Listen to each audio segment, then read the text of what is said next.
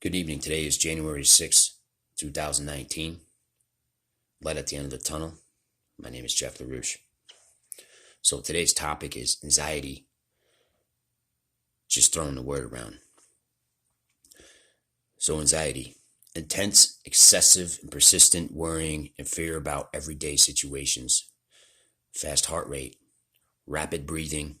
Sweating and feeling tired. Common causes of this symptom. Anxiety can be normal in stressful situations such as public speaking or just as simply as taking a test. Anxiety is only an indicator or underlying disease when feelings become excessive, all-consuming, and interfere with daily living.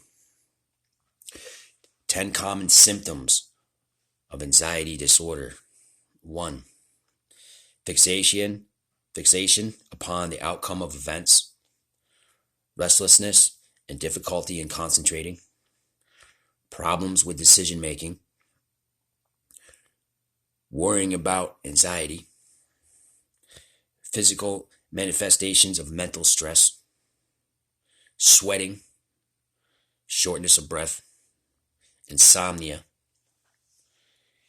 irrational fears, chronic indigestion.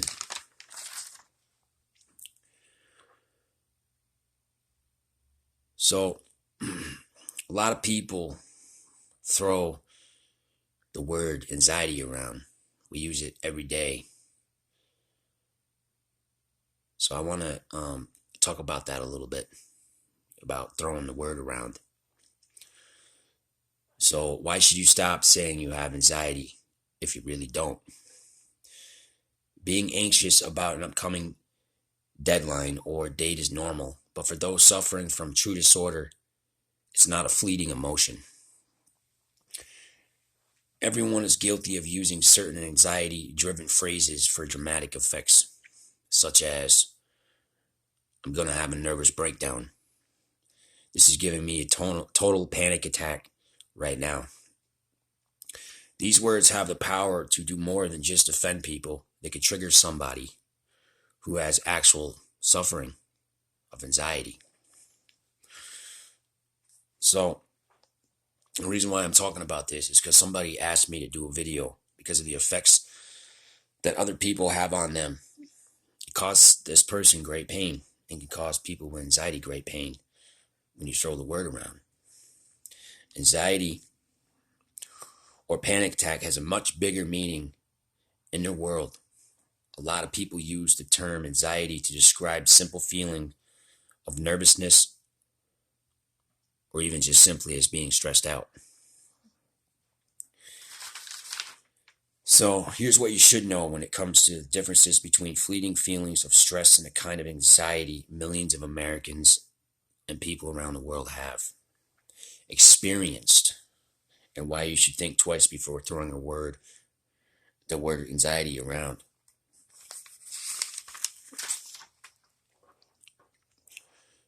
So I've got 5 reasons that you need to know about anxiety. Anxiety affects the brain differently than nerves. Anxiety isn't a temporary emotion or reaction. Anxiety is recognized as a mental health disorder. It's another disorder that people have. Anxiety can cause serious physical side effects. Anxiety is often a family struggle. There are a number of misconceptions about mental illness, and using terms like depressed, panic attack, and anxiety too loosely just doesn't help. It makes it harder for people to really understand what it's like to live with a mental illness. People need to know what anxiety is nothing like passing situational nervousness. Being sensitive to the possibility that anyone may be struggling with a mental health issue and choosing your words carefully can help prevent people with mental health issues from feeling misunderstood and stigmatized. So, the other thing I want to talk about is, there's 2 different types of way medically that you can deal with your anxiety. A is to be medically prescribed some sort of medication or use some sort of natural remedy that will help the chemicals in your brain function properly. So, question, are there natural options for anxiety? Many anxiety sufferers take highly addictive prescription medications to calm their anxiety and allow them to function.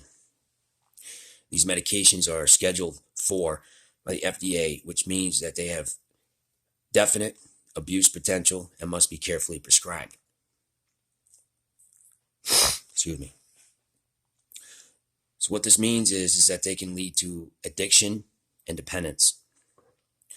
The problem with treating anxiety with these drugs is that your brain will stop producing GABA and serotonin over time, and you will need to continue to take these drugs to stay calm. GABA and serotonin are otherwise known as calm, happy chemicals that your body naturally produces.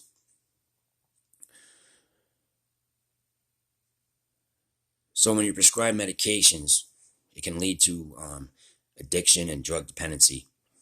An extremely difficult and unpleasant thing to deal with, as many addicts know. Obviously, not everyone gets addicted, and some people find great success with these medications. When you don't abuse medications, it's more difficult to become addicted to it. It's when you do too much of it to try to get stimulated or try to get high, is when you become addicted and you become dependent on prescription meds. So natural remedies. Natural remedies help balance and support brain and achieve a calm, anxiety-free state without drugs. So anxiety is a disorder. It's a mental disorder. It's extremely intense, and it affects people differently. Some people have it worse than other people. And a lot of us today will, use the word as a phrase to describe how we're feeling or what we're thinking.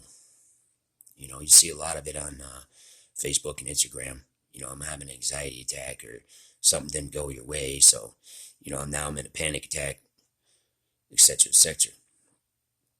But in reality, we need to be very careful how we use our words, because it can affect somebody else out, and you may not even realize it. Anxiety is actually really bad business, and a lot of people may not even have it, and those that do, they suffer each and every day. Their life is different. So if you know somebody that actually has anxiety, use your words carefully when you talk about certain phrases, because it really can trigger them into having a full outbreak. And in my opinion, when you have to get prescribed meds and they're taken right, then that's justified. But when you go out and you get prescription meds just to get high or get screwed up, that's not helping the cause. It's actually hurting.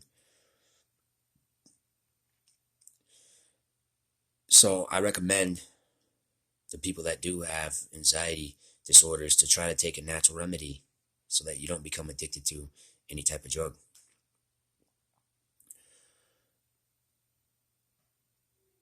So our job is to, as human beings, is to look after our fellow human being and to help those that are struggling. And it doesn't matter what type of disorder they have. Just because you have a disorder doesn't mean that you're a bad person by any means. You're just like everybody else. I can't sit here and judge you because you have a disorder. It's not proper for me to judge somebody because they have a problem. My job is to try to help somebody else out. So if you know somebody with a disorder or mental illness, show some respect and some kindness. Show a little love in your heart. help these people out. We all need to be a little better in our lives about helping other people out and not judging and being so judgmental towards another person. With that in mind, today's topic was anxiety and throwing that word around. My name's Jeff LaRouche. Thanks for watching Light at the End of the Tunnel. Y'all have a good night.